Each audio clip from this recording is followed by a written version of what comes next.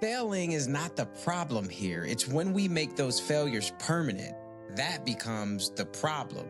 So I don't want to hear about only your successes without hearing about your failures. It's a journey forged by crucibles, battles, and messy processes. Here, we honor your pain, then we celebrate your triumph. Your truth is what's inspirational. So welcome to the Eternal Lessons Podcast. So Robin, what's up, man? How are you? I'm good. I'm doing good back in Mumbai. Yeah. It's Yeah, 9 a.m. in the morning for me, so we're doing good. It's a good time. that's awesome. That's awesome. So you could probably see I don't have my background here. I'm trapped here in Houston because we have bad weather in DCA where I was gonna land in DC. So this is where I'm at tonight. So your flight Devin's in New York. Okay. You were supposed to fly, I remember, yeah. Yeah. I was supposed to fly and land and then get to the studio, but unfortunately that didn't work out. But, here on the Eternal Lessons show, we talk about making emerging leaders successful. And I brought my mobile kit with me. So, you don't always have the right things in the moment, but Hmm. if you can have a mobile kit with you, then you can figure things out. Nice. Anyway, so Devin and I introduced you on a different episode, and we totally butchered your last name, but you correct us. It's not Bill, it's Behl. So Robin Behl. Correct. Got it. Okay. See, Devin? Perfect. It happens. It happens everywhere. Yeah. No, good, man. Hey, Robin, so Devin and I dug into your background and we read a little bit about your bio and who you are and some things you've done. And man, you're an athlete. It sounds like you were born to be an athlete. So could you tell us a little bit about your upbringings and where did your tenacity or where'd your interest to be this fitness enthusiast come from? So actually, when you say born to be an athlete, it was completely the opposite. I was a lazy kid. I was an overweight kid. I was not the most I was never the first, not in the top five guys if on a sports day, in class. I was always the guys finishing up last, and it never kind of struck me. I came from a film background actually. When I was very young, I started working in film. I enjoyed storytelling. I enjoyed writing. That's where it started, and I think when I was around 17 or 18, I developed this fascination for being out in nature. That's how it actually started. In 2016, I was like, I want to explore the mountains. I want to explore, I want to get out of the city. And I took a leap of faith, actually. I just made a phone call to this agency that for us, it's Just Dial. I don't know what it is out there, but it's like, you call them up and you're like, help me out with any travel agencies going out to the mountains. And they forward a couple of numbers to you. And they also forward your number to them. So I got a call saying, we're headed out to Everest Base Camp in like 4 weeks. Would you like to join? I was like, hell yeah, I'd like to join. They're like, do you have any experience? I said, absolutely not. But let's go. I had some money saved up. In India also, we're kind of, with our parents, and it's a very family knit bond where I think we don't move out till we're probably married. I moved out pretty early on, actually. I moved out when I was 24, but culturally you stay at home. So it's like, okay, I gotta consult my parents or kind of seek permission. But yeah, I didn't. I was like, I'm going. This needs to happen. And I set out, and that trip changed me. I was out. That's the first glimpse I had of the Everest. I was like, shitting in a hole, walking through days, no shower, and life changed. Like I Yeah. felt something, I saw something, and I was like, I want this more. And it demanded a lot of physicality, but it also demanded a lot of mental resilience where I was like, okay, I've gone against everyone's wishes to come here. I'm not turning back. And there were like every day there were 25 moments where I was like, let's turn around, man. But that opened up a door for me. Yeah. What was your expectation when you first, so you got the number from the Just Dial, they contacted you, they said Everest Base Camp. When you're thinking about talking to your parents, how did you pitch this experience? Were you just like, I'm going, but what were you thinking mentally about how the experience was going to be? Honestly, I wasn't. When there's something it has to be done. I was like, I don't want to think it through. I need to be there. And it was not even a conversation. I actually kind of forwarded the PDF to my father on WhatsApp. And I called him and I was like, yo, I have some money saved. I'm going to need a little bit more. And I need your help. Don't ask me too many questions, but I need you to see what I sent you. And he was actually super cool about it. He just called me up and he's like, you think you can do it? I was like, yes. I said yes so fast. I still remember that. I was like, yeah. And he's like, okay, let's not tell your mother till a little closer to the date. I was like, it's your call, but we're on. Like, it's just, I had reached that point in the city where, I was, I think 18 or 19, I'm not sure, but I was like, this isn't working. I need to make a change. I need to figure out something. And this just seemed like the path, and I took off. And I didn't stop from there. I think I still haven't stopped. Yeah. No, that's Yeah. exceptional, man. So growing up like the fat kid or the lazy kid, and then getting this opportunity, there had to be something else there. There had to be something inside of you that you just you just saw prior to going on that trip and going through those dark moments and experiences. So what was there? What was what was present in the moment? I think it was fear. It was fear. It was fear of being alone. It was fear of being out there. It was the fear of being unsuccessful, the fear of probably not fitting in, So I think it all came down to just fear. And I had to rip that band-aid, because I was scared as a child growing up. I was afraid of heights. I was afraid of the ocean. I was afraid of people, like being bullied. I was super sensitive. So this fear had reached a point. I wouldn't say a boiling point. There was no such incident which took me there, or no trauma or nothing of that sort. But it's just like I reached a point where I was like, I need to move on. I need to step out of this. And looking back, I think it is one of the best decisions I've made, because that opened a huge, huge gateway. Like 2016, I immediately took off on a diving trip because I identified, okay, I had a fear of heights. And I've just gone up to Everest Base Camp and stared at one of the giants of the world.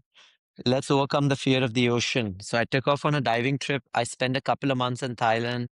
I became a rescue diver. I fell in love with the ocean. I developed this relationship with the ocean, which, it was like I was unlocking one layer at a time. It's like, oh, I went one layer, I opened up another layer.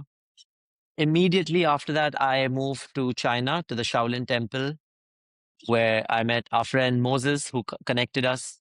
And that in itself was like, it was a different life, different world. Actually, all of it, I feel I've lived a couple of lives now. Like Shaolin was a different life. And then I just kept going on and on and on till Antarctica a month ago, Yeah. a month and a Yeah. half ago. Yeah. Yeah. So Robin, it sounds like, and Devin, I don't know if you're hearing this because Devin and I talk about the concept of fear a lot and what it means and how you could use it at your advantage and how you have to overcome it. But it sounds like you developed a unique relationship with fear, and you almost reverse engineered it and made it, and you used it for you used it in a way to accomplish things. So if there's a fear, right? If you had a fear, it's like you ran towards this fear. And it was this desire to unlock what was present instead of running away from the fear. It was like a signal of some sort. Like if you felt it, I ran toward this signal. It was difficult initially, But once I identified the aftermath of it, it's like every time I came out of any of these experiences or I came out of this fear, it's like I left something I didn't need and I took something I wanted, you know? So I was always coming out of it one step above myself, which felt amazing. I always came out of it with a smile and with zero regret. And something I'd like to share, which my teacher shared with me a long time ago, and I'm very lucky that I could uh, identify and understand this when I did, is the orientation should not be happiness. When the orientation is happiness, we get comfortable, and that's where we find happiness, right? In comfort. But what he told me is like the orientation should be fearlessness. Have you seen a fearless man unhappy or insecure or jealous or any of the negatives that we look at? We got there's nothing out there that scares me. And Well, I don't mean me, I mean in general. So I was like, that's what I started chasing. I was like, I want to be fearless. I think my read on it is that often our fears are in our mind. There's something that we're sitting around thinking about. You said that you had some fear of the ocean, but you had very little experience with the ocean. But sometimes the thought of something so vast scares us. And I found that fear sometimes is just like the rumination of our own thoughts. And so attacking the problem in the active, like you have, is you get out there and you realize, oh, this is not so bad. Or just like you said, you ended up loving the ocean. I used to be when I was in the army, I used to jump out of planes, and whenever I had scared paratroopers, always like, that's the reason that you jump out of the plane. It's because you're scared that you jump out of the plane. It's not because you're not afraid. It's like, yeah, well, jump out, and then that's how you are able to take that fear head on. So sounds like the ability to turn the fear from a thought to an actual really helped you to be able to move on from those as a concept. Absolutely. And it helped me not just in that concept, in all aspects. Like, let's say you spoke about jumping out of a plane. If you aren't afraid to jump out of the plane, jumping out of that plane isn't serving you. It becomes an act of regularity, comfort, and it's just another day.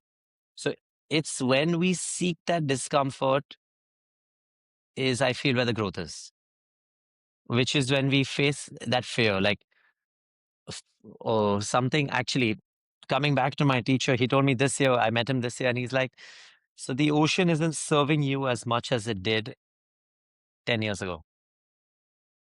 Because 10 years ago, when you approached it, you had this fear. So you were constantly unlocking or increasing your ceiling.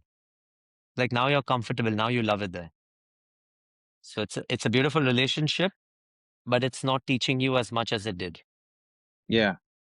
Well, we talk about chasing fears, and it can manifest in different ways. It's not just a physical, like you said. You may have been a little lazy when you were growing up. You also said something about you were shy. You were afraid of those things. So how did you overcome that? Like, was there some type of thing that unlocked you from a physical standpoint that enabled you to be fearless as a communicator or as a leader or as a business person? Like, uh, did the physical stuff unlock those areas as well, or did you also seek ways to unlock fear differently there? I think the physical, the mental, it came hand in hand, and just the more I was out there, the more I was unlocking. Like, let's say being in Everest and just with no experience, being young, with no familiarity with a bunch of random people, I had to push physically. I had no one's hand to hold. Plus, it's not like I was also gifted, I was not born an athlete. I've had to put in a lot of work. I had already had one surgery back then. So that kind of broke the physical barrier for me because I knew I'm going to crawl up if I have to, but I had gone prepared to do this. So that also kind of sparked a mental flame. And then once I was in Shaolin, learning Kung Fu hours a day, spending time with like, we were like living in a temple with people who, like, you're living, eating, breathing, talking kung fu. We were training, eating, sleeping, meditating. That kind of built this stillness in the mind to kind of uh, tackle, that when they say the Zen state, I wouldn't go that deep calling it the Zen state, but that's where that mental clarity came through. So I think every step along the way has given me something. Let it be something little, something substantial, but it's been a ride where I go empty. Like every time I'm stepping into something, like let's say I climbed Manaslu last year, which was an 8,200-meter mountain. I was standing in the death zone. The weather was unforgiving. The winds were like 60, 70 to 75 kilometers per hour. It was minus 45, minus 50. And now I'm going to Antarctica to run a marathon where it's minus 20. The winds are at 30, 35 kilometers per hour. So, but I could not disrespect this situation because I knew stepping into this, I need to go as a beginner again. It's like my first time because that's where I will be at my maximum potential. But if I went in saying, okay, I've felt the cold, I've tackled the winds, and I'm not afraid of that anymore, so this will be something. I'm not allowing the situation or the environment to serve me, and that's when I believe I'm moving backwards, not forward. So what do you feel like is your current fear, or what was your biggest fear going into Antarctica, if either one, really? The biggest fear going into Antarctica would be, I think, in my preparation phase would be exactly what I said. Getting a little too overconfident because I've faced harsher conditions. So trying to convince myself and stay still about the fact that every environment is different, every situation is different, and I can't anticipate anything. And then going into the race was also what my challenge was. It was my first marathon. I'd never run a marathon before. Oh man. Yeah. So I think that was something I was like, okay, I can climb. When you're climbing, you're moving at a snail's pace. It's literally one step, one step. You can slow down, you can stop. I was like, there's a cutoff time here. I'm running. I need to figure out how to regulate my body temperature, how to fuel, how to adapt. And there are like runners, like elite runners from all around the world. I could see some of them even judge me. Like, this guy's come for his first marathon, cocky Indian guy. I was like, okay, just say nothing. And I think I did pretty well though. But Nice. it was the calmness in the preparation and I think all of it, the mental, the physical, the emotional, all of it that paid through. Yeah. Robin, everything you're talking about has some strong parallels to leadership. And I know you do a lot of coaching and self-improvement stuff, so you could probably attest to this. But for leaders to be effective, you have to go into your environment and you got to be prepared. You want to be as prepared as you can be. And then you have to also understand that what got you here won't get you there. So recognizing that each environment is going to require a different Sean or Devin or Robin, you have to be able to navigate that. And like you said, not disrespect the environment, but allow the environment to bring the best out of you for that specific thing that you're currently doing. I guess to get more to bring this parallel over and I need your help.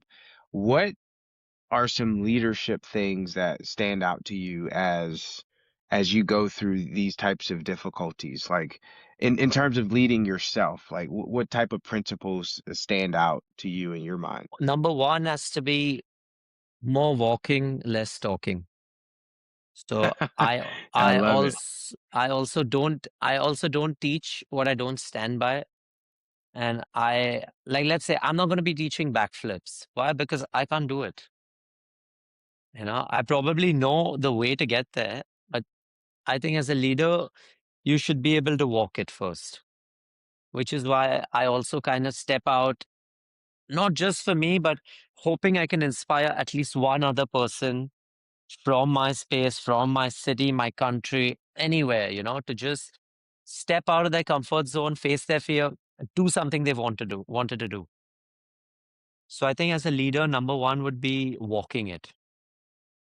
And number two would be problem solving, because no situation, none of the expeditions I've been through has ever gone as per plan. So you have to be there with an open mind. You have to be there ready to adapt. You got to be like a leaf in the wind. We move through it blows me there, but it's not taking me out. I'm still going to find my footing and be able to take the wind and bloom. So I think adaptability is something as a leader you need to be, even if I'm alone, even if I'm with a team, so I need to be able to adapt to different situations and see what the situation has to throw at me and take that call and commit to it, not take it and be 50-50 about it, no half-ass stuff. So I like to trust the process, stay committed to the process, and be ready for whatever's to come. I can't just be ready to run, I want to be ready to run. I want to be ready to fight. I want to be ready to climb. I want to be ready to crawl.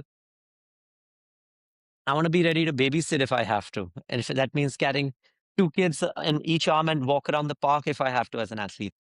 I don't want to be a specialist leader where if I'm running today, I'm only getting runners. Tomorrow, let's say a jiu-jitsu fighter wants to work with me. I'm ready. So I don't want to be that specialist. I want to move in the generalist zone where we can move, tomorrow I'm ready. And I think that's a great quality a leader should have in all fields. Would you say that in your experience through all of this, do you focus more on the experience of the process, or are you more focused on, no matter the process, getting to the outcome? Process. It's always the process. The outcome, the result is the most emptying feeling. It's actually carrying your bags and your oxygen tanks to the summit rather than standing there. I don't even remember my time on the summit. I spent 5 weeks to get up there. I was there for a minute and a half. But I can do 10 of these podcasts talking to you about each camp and my journey up there. But you'll never hear me speak of the minute and a half on top. Interesting. Because, so it leaves you empty. Do you feel like you would feel the same if you would have done the Antarctic Ice Marathon and not finished? Do you feel like you can say that because you got to the outcome? See, I've never had, touch wood, but I've not had a moment to not get to the outcome.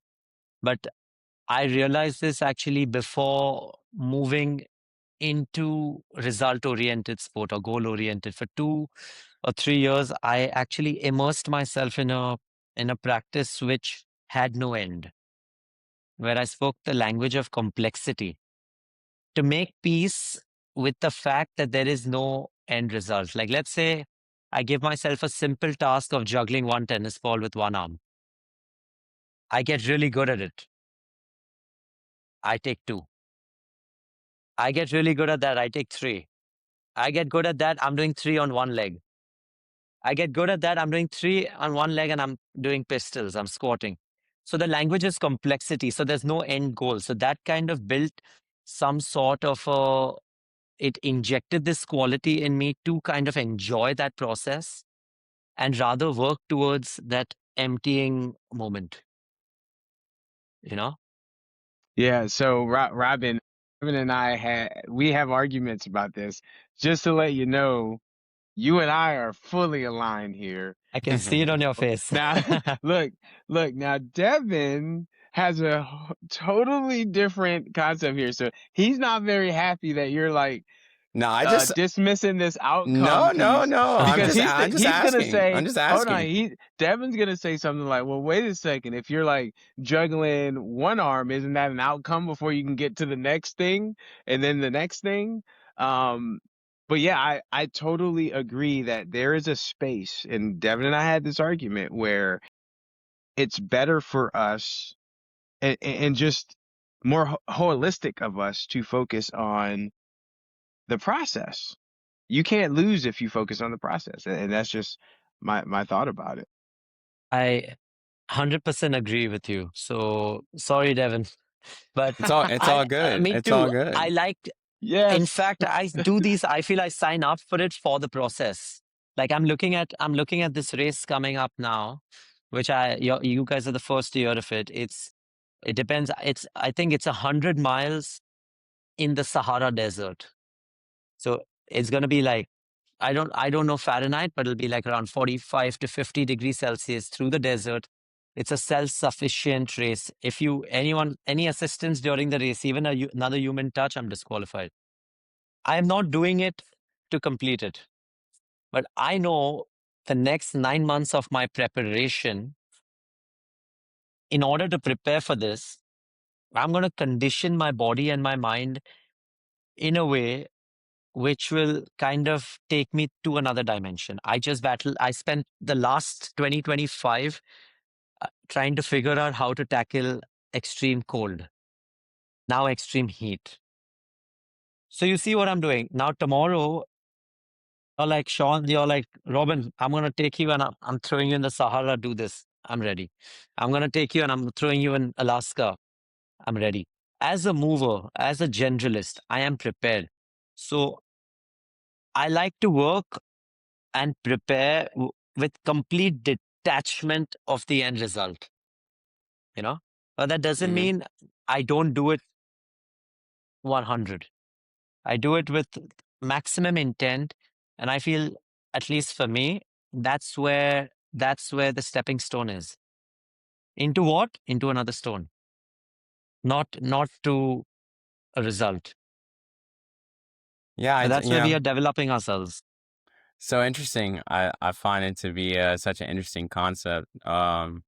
Because in order to have a process, we often put ourselves in these places that have outcomes like the ice marathon or the 100-mile race, right? Where there is these bounds that are created by which we can train for something that is achievable. And I think that's kind of what I'm trying to always figure out is like, well, I get that you can do something without the outcome, but we always seem to find an outcome-based thing to test our process, right? So like if you really wanted to see about doing, extreme heat, you could just walk around in the desert for some amount of time or an indefinite amount of time, right? But this bounds of exercise of a race or something else allows us to set the stage for how we can prepare, how we can push ourselves. We have our initial thoughts about how we think the experience will be, and then that allows us to move through it and then have a concept. So I'll be excited to hear about your experience after that. We'll have to have you back on. Definitely. So in terms of what you just said, I'd like to comment being the race. Instead of me just going and walking around the desert, what the race does is brings a community together. That's my angle of it. That community, it's like, today I'm doing it alone. I have only to learn from me. It's three of us tomorrow. I am going to take what I want from you. I'm going to not take what I don't want from you. And then based on what I have taken from you, I will add what's mine. You know what I mean? I do. No, that's Yeah. a great So insight. I think that's beautiful. that's my thought on the race is not to race, but my thought on that race is to be a part of that community, which will help me learn and grow. Because let's say I don't have that much experience about the Sahara. I'm sure people are coming in with different research, different ideas, and they may counter mine, but that'll teach me something. So it's not just the 100 miles that's going to take me out of my space, my comfort zone, or, out of my concept of theory, but it's also the community. It's also the people out there. It's also helping each other out, or them helping me, or ideating, or, taking something from them. So I think that's what adds for me. Not just beating them at the race. Sure. Yeah. That makes No, sense. this is great, and you got some points for me, Robin, because I love a guy who can focus and narrow in on the process and not necessarily the outcome. I really do. Just to pivot here, so you do self-improvement, like you coach people and you help them become better people in different ways. What's been the hardest thing that you've had to coach someone through? The hardest thing I've had to coach someone through is the unlearning process. Mm. So I work with all kinds of people, honestly. I'm right now, when I got into this space, I was working with a lot of celebrities from the movie industry, Bollywood, and working their transformations. And, there are some of them who have done it so many times. And for them, it's not about health, it's not about lifestyle, it's not about sustainability, it's just aesthetics. And that really drifts from my idea of what I'm doing here. Like, I want to give you something that'll serve you 20 or 25 years from now, not just for the next 25 days. And that's what I found challenging. And initially, I was kind of going to step away from it. But I had to take on that challenge because I didn't want to be too stuck up in my ways. I didn't want to be like, oh, that's not what I do, so that's not what I'm going to do. I was like, let me take this on head first and see how I can maneuver around it. And I tried to find some sort of a middle ground where I had to get into a process to re-explain, unlearn what you already know, go through a new path because they know it. They're like, okay, I've made my body for a movie before this. This is what I have to do. So this is what we're gonna do. So my idea was, okay, and so at what part do I step in? Because you don't need me.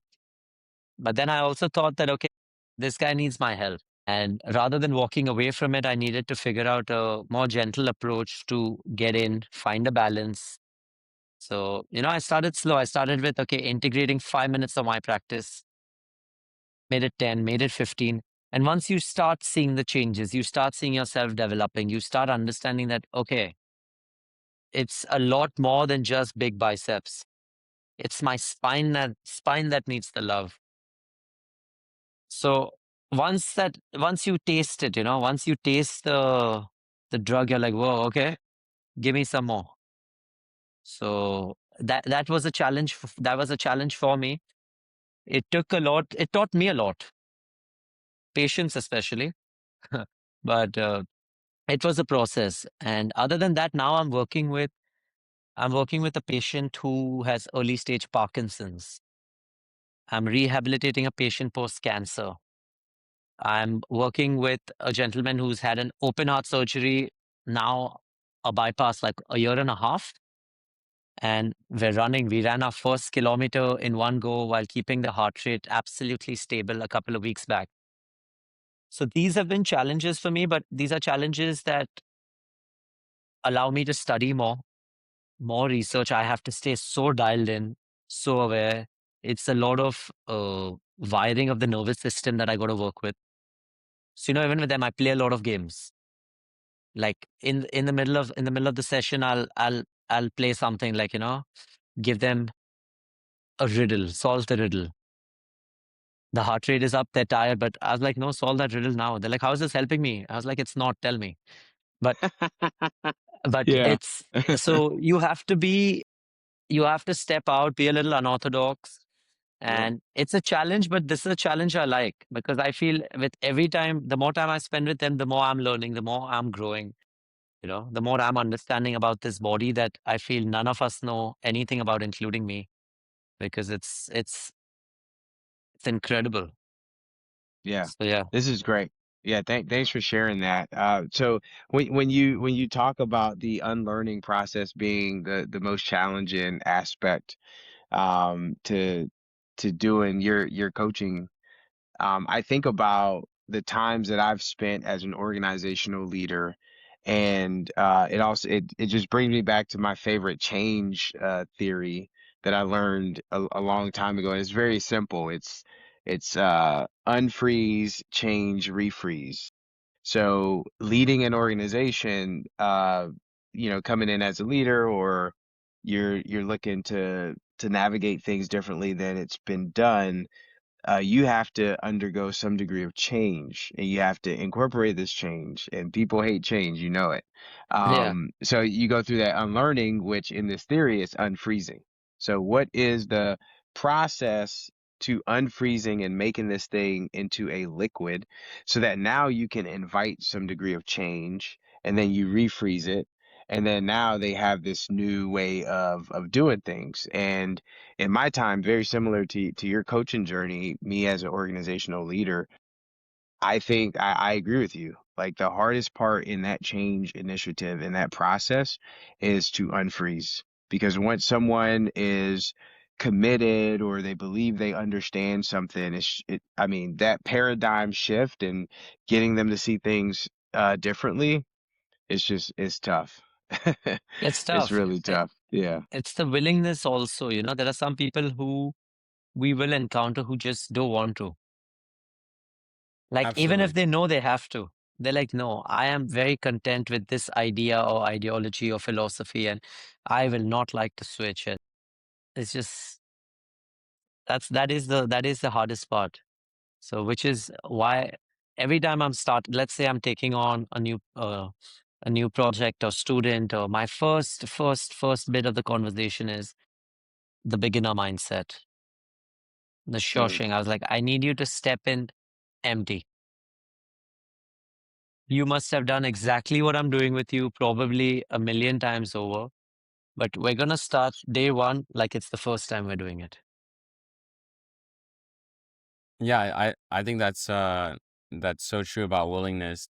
In my practice, I help a lot of founders with building their businesses and starting new products. And one of the things I think about passion, people talk about passion a lot, but passion is a word that is maybe lost its meaning in every day because nobody can really pinpoint it. So I feel that passion is having a desire and a willingness. Desire is some type of thing that you're trying to accomplish, and then the willingness is about uh, the willingness to go through the process to receive what you're going for. And if you have these two things, then you can truly be burning with passion with that desire and willingness. But yeah, without willingness, I mean, it's the fuel for the engine. You have to be able to have, like you said, that beginner's mindset, and be able to be humble enough to learn what you need to get to where you're trying to go. I think willing is a passive word. Why? I think, well, I mean, it's like, are you willing? Yeah. Are you not willing? It's No, when you say willingness is like an desire. action though. Willingness, when Ah, I say willingness, what I mean is that, like, willingness can be shown by action, right? When people say they're willing to do something but they won't do it, then you're not willing. I mean, that it's like a self-fulfilling idea set. You understand, Robin? I'm getting. you I'm gonna let no, you all fight this one out. no, no, no, Robin, join us, because I mean, I Yeah. think Devin's running away from this. I The I No. know fact what that he he just means. used a, I know what he means by willingness, but there's a part of me that might agree it is passive. yeah, heck yeah, Yeah, but like the intent, it's intent and execution. I think willingness comes under intent, and yes, I feel intent it's a good start, but it's not enough. But I thank you. guess, like, to me, desire is the intent, is what I'm saying. That's where desire for me is, like, Yeah, meaning, like, you you're have to using have a two desire. words Like you said that that you had mean to have a intent. no. Yeah, that's what we're saying. The argument is you're using two words that fall under intent, not the execution. That's the problem, which is making it just as passive. So we're asking you to use a word that is more active. I mean, in this case, what I would say is I guess maybe what I mean then is like humility, perhaps. I mean, I think when I think about willingness, I think like there's lots of people who have, yeah, desires. Hey, I want to run a marathon. Hey, I want to do this, but they don't have the willingness to actually go through the plan, right? So I guess to me, that's not intent, right? That's like, a subset of your ability to execute. Like, let me give you an example. Robin had the desire to overcome his fears, right? And by going out and calling Just Dial and going to the Everest Base Camp and calling his father and getting the things that he needed to do, it is how he was exhibiting the willingness to do so, right? So it's like he didn't just say, "Oh, I want to leave Mumbai. I want to have an adventure," right? It was more than that, right? He took actions to do that and take the steps up the base camp, took the steps to go be a rescue diver. So that's what I think I mean when I'm saying willingness is that I mean the activity of acting on your desire. Yeah. Okay, so what I think, just to translate and maybe offer a different word, because you've said it multiple times as you talked here. I think going back to passion, what it means is having the desire, 100% agree with that, and then having the execution, period. So it's the desire and then the execution. It's not the Let's willingness. The willing, if let's you were to let's say just willing, make everyone happy. Let's say the desire with the willingness, followed by the execution. yeah, that's Everyone what wins. yeah, Robin, I was going to say the same thing. Willingness would fall in the center of it. It would, yeah. Yeah. Yeah. No, that's good. Yeah, That's I'm good. glad I'm glad we settled that. there we go. Okay. Robin, tell us about I think it's one unique and pretty badass that you were trained in the Shaolin Temple. I mean, It is. you gotta tell us about that. How was that experience? Or actually, let me ask a more pointed question here for you. What was your biggest lesson from that experience? Ooh, my biggest lesson. My biggest lesson was actually the last thing my Shifu, our Shifu actually, when Moses, we had the same master. Shifu's your Shaolin, your Chinese, your Wushu master. Before we left, he gave me this metaphor, which is, I don't think I'm going to say it right with the accents, but you'll get the gist, which is Wu Wang Chu, which I actually have it tattooed on my forearm, if you can see, with Shaolin. And it's basically, it means never forget or overcome your heart's first want. And that actually translated into, you must have heard Wushu is life, Kung Fu is life, martial arts is life, which he meant like when I went there an absolute beginner. Like I didn't know the A of it. I had no idea what I was going there for. Are they gonna shave my head and like do what not to me? I had nothing. I told you, I took the leap. I knew it felt right. I'm in. From idea to execution, sorry, from willingness to execution, I was like 2 weeks. I didn't think too much. And what he means by never forget or overcome your heart's first want or desire was that you came here without an idea of kung fu, but I trained like a madman. Like I trained like I've never trained in my life, or I would also, but I put everything into it. We are training 8 hours, 9 hours, 10 hours. I was going for other classes with Moses. Moses spoke Mandarin, so he helped me out a lot there. I was like, let's go train with the Chinese kids. Let's do this. Like I trained, and he's like, so you made Kung Fu yours. You became Kung Fu in these months that you were here.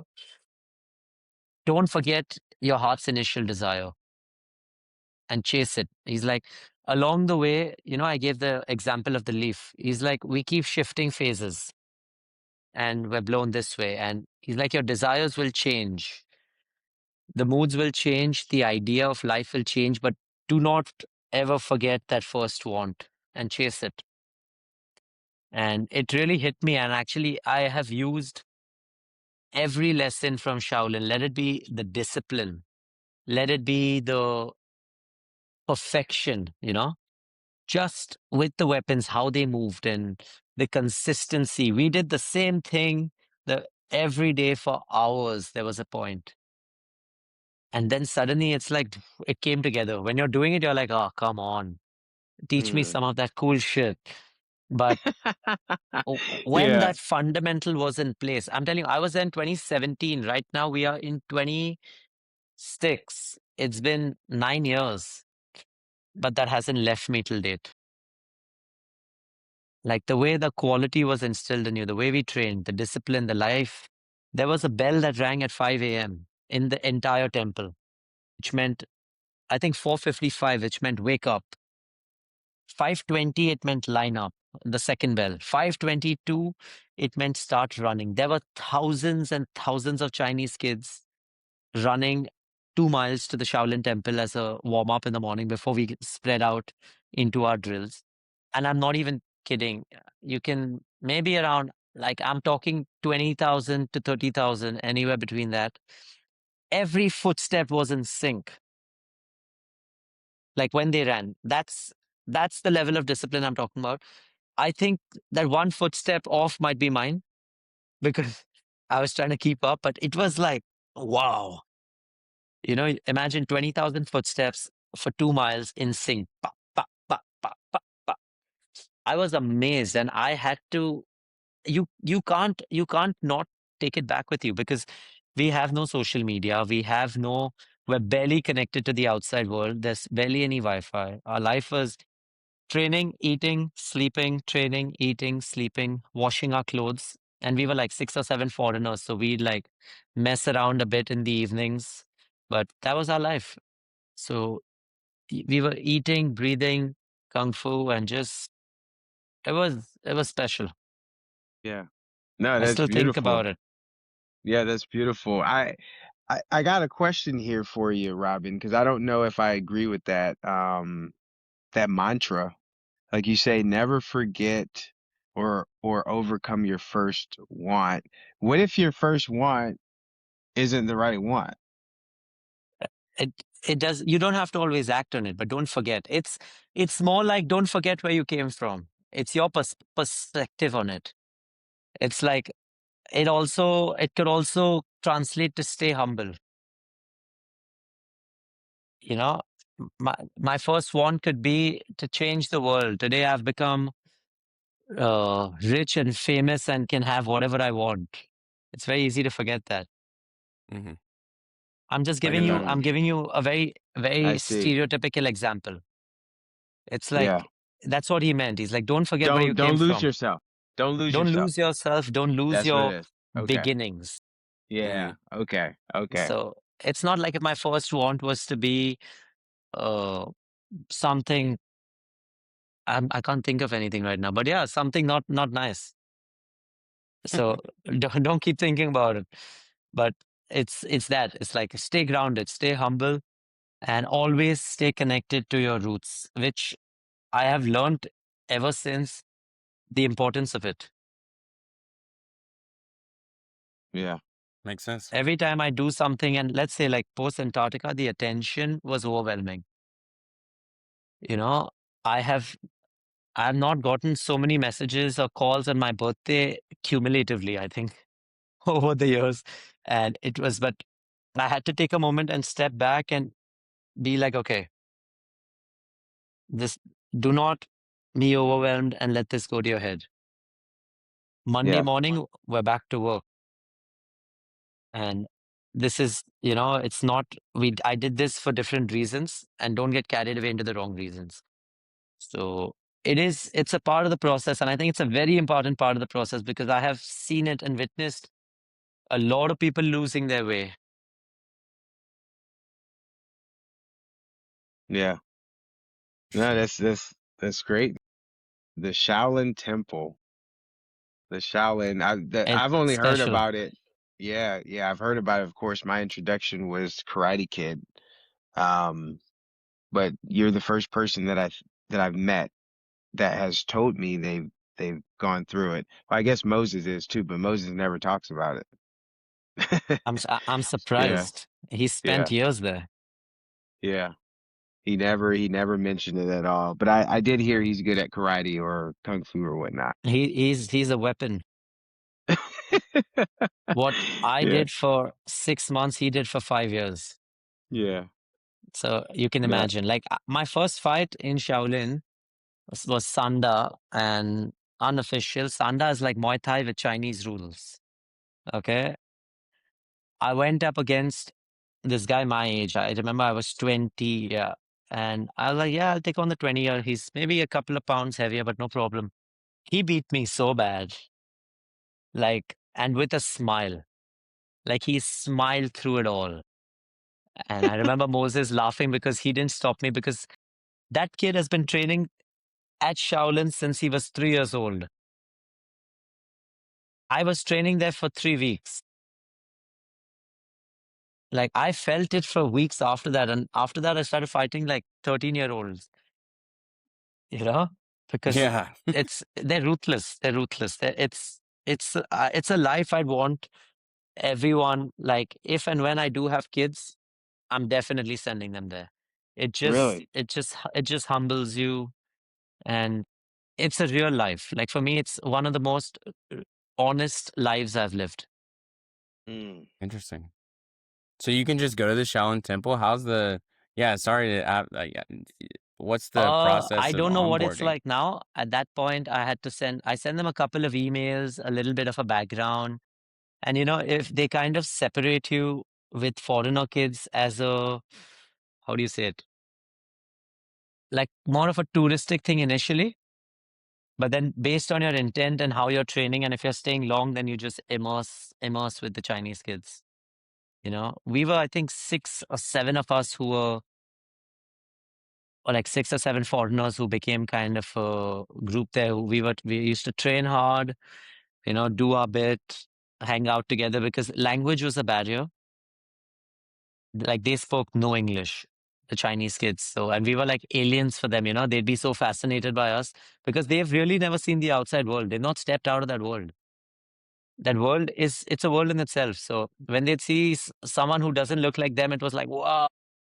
We'd be eating and they'd try to come and like take pictures of us somehow. And it was like, it was cool. But yeah, it's something I would like everyone to experience, I think all of these experiences have changed me, but in maximum capacity, I'd say Shaolin had the biggest impact on my life. I'm looking online, Sean. We can go 4 weeks. Let's do it. I'm Yeah, packing my bags. Yeah. I'm ready. Yeah. Look, man, I I'd wish I was as highly flexible as I recommend it. used to be. I don't know. They look at me and say, "Man, you're stiff. You've been lifting all those weights." They'd open you up nice and good. That's what Like I was gonna- I've seen kids in a split, and there's some of them whose split isn't like perfect, but it's 99%, and they're getting whipped by sticks, like by their masters because they're not doing it. I was like, oh, so I think you'll be fine, Sean. You should be good. They beat me into a split. You're crazy. Yeah. That's wild. It sounds like a wild experience for sure. Yeah, that's good, man. Okay. So let's pivot to the tribe. Talk to us about the tribe. I know you and two of your buddies started this, and each of you offer some type of different, one's a dancer or has that component, and then one's ex-pro football player, and then you coming from your fighter background and just I want to know how it all comes together for the tribe. That's a story in itself, actually. So Karan, my partner, was an ex-pro footballer. We met in 2019. I was just going to leave for Thailand to fight Muay Thai, and I spent a couple of months fighting there. And he had a gym of his own, which I used to train at. And he was my senior in school, so we kind of knew each other. We trained together a couple of times. He came to me. He's like, "I know you're working in film, but you know a lot about the human body. You've trained around the world. I'd studied my sports medicine." So he's like, "Why don't we do something together?" And I was like, "Man, I'm happy. I'm traveling, I'm doing my thing. I don't want to commit to something that keeps me here." And I moved to Thailand. I was there for 6 months. I was fighting. My ribs were bruised. One side, I think, was fractured. My shins were finished. And I was like beaten up, bruised. And one day I was like, it's time to go back home. This is too aggressive. And I called him. I was like, I'm coming back. Let's see what you have in mind. I came back, we went to the beach, we just shot one video, posted it on Instagram, and captioned it DM to join the tribe. Like we just meant community. And we had 25, 30 people show up, and we're like, wow, okay. We started that for around 6 months on the beach with people coming through per class, no class. And we also started doing it in the evenings on the turf for people who cannot wake up in the morning or choose not to wake up. And yeah, things were going great. We were having fun with it. I was working in film at the side. He was working in his gym. And that's when COVID hit. And our third partner, Anushka, came on board. We started live classes as a charity drive. And we went like 100% charity at that point because we didn't know what was happening, where it's going, or anything about it. And yeah, one thing led to another. In 6 months, we had like around 250 people from 30 countries, 4 continents. And like a lot of my friends from my travels were training with us online. That's how. And then their friends came through, and someone's brother, someone's sister. And we're like, guys, we're up to something. This is when I had moved to Mexico. I was living in a small surf town in Mexico with my teachers, just training. COVID didn't exist there. And it was all online. So yeah, we quit everything else we were doing, set up a company, and took it on full time. Nice. Once COVID died out, I came back to India. I had to have surgery on both my knees. So I came back. Our online numbers were dropping. So we set up a small studio. That studio became a big studio. That became 2 studios. And now we have a couple of divisions that we're working on. We're growing. We have 2 investors on board. It's been, I think, 2 years since that. So it's been in works. It's a work in progress. I'd like to believe, one day at a time, one step at a time. Yeah. We love what we do. So I have one deal with them. I was like, until we're excited to show up every morning, we do this. The day we're not, let's sit on a table and have a conversation. So that's the plan. That's the Now Nice. tribe. that's passion, Devin. He That's just passion described what with passion. willingness Yeah. with execution. No, that's desire, man. Desire. Yeah. That's why it's always great to have these conversations, see how people get amazing things done. Everybody has their ways and their means of accomplishing great things. For Yeah, the end. it's Hmm. been a journey. Definitely. Well, it's exciting to know that it's been still exciting for you. Where were you in Mexico? Just as an I was aside. in Oaxaca, in this town called Puerto Escondido. Puerto Escondido. Yeah, that's Yeah, amazing. I it is. uh I own a mezcal brand, so I spent a lot of time in Oaxaca, but in Oh, you Oaxaca do? Central, That's I something we do. should talk about. We should. We should. I'm exploring. I'm in Mexico 3 times a year now. Oh yeah? Let me know the next time you're going. I just got. In fact, when we were trying to connect, that's where I was. Ah, okay, great. I was in Mexico City, and I was there for Bad Bunny. Nice. Absolutely loved it. And yeah, I have a lot of friends there. I'm actually interested in exploring the mezcal tequila space at the site because I know India has a big market for it. Yeah, Big, let's big definitely talk. market for it. I'll be in Mexico So City on Thursday, actually. So yeah, after this, we'll definitely talk. Oaxaca is a second home for okay, me. I'm there all the time. So perfect, Yeah, perfect. this Yeah, yeah, that's look. something I to think explore. that Yeah, some business is synergies. happening right here, right Hey, now. listen, you got to yeah, have your tribe. You got to have community. Yeah. That's one thing yeah. I would No. I would say real quick is I think community seems to be a really big center point for you and in all of your experiences. I would just like to ask as kind of a final question, like, what do you what's the biggest thing that you feel like helps with your self leadership from your community? Is it just learning from others and their processes, or is it conversations, or I don't think just conversations. I think it's the practice. I say it's like when we move together is where the magic happens. everyone can speak to me about philosophies, ideas, concepts, and I want to feel it. I want to move with it. I want to experience it. I don't want to hear it, like, which is like, go back, I was like, I want to walk it. I don't want to talk it. So for me, that's where leadership comes in, even to be inspired. Like, I listen to everyone, but then I take what's mine. And I still do what's mine because I need to experience it, even from another leader, which is why these races, and it's real time. No, someone's not just telling me they're going to do it. They're doing it with me. For me, that's the learning. Yeah. Okay. All right, I hope Robin. I So answered your question.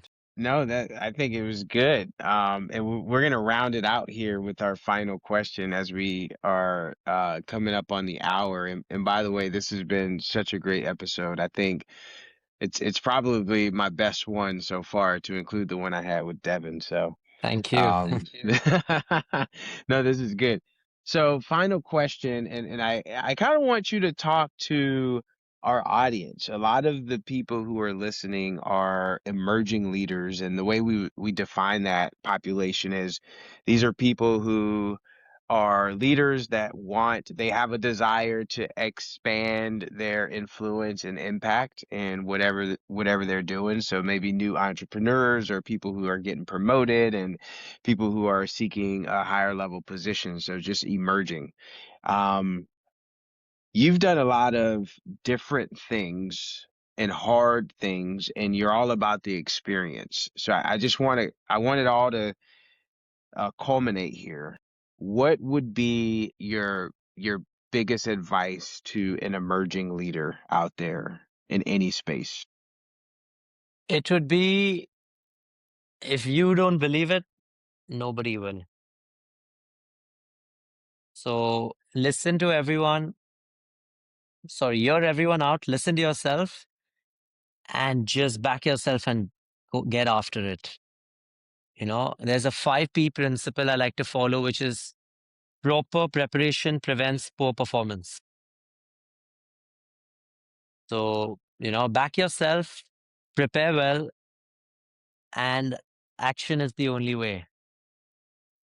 Action is the way forward, and you need to believe it. If you don't believe it, you have some thinking to do. When anyone leading, or if like I have someone leading my team at the tribe and they ask me, I want to do this, what do you think? My first question is, do you believe it? If you don't even come to me with it. Yeah.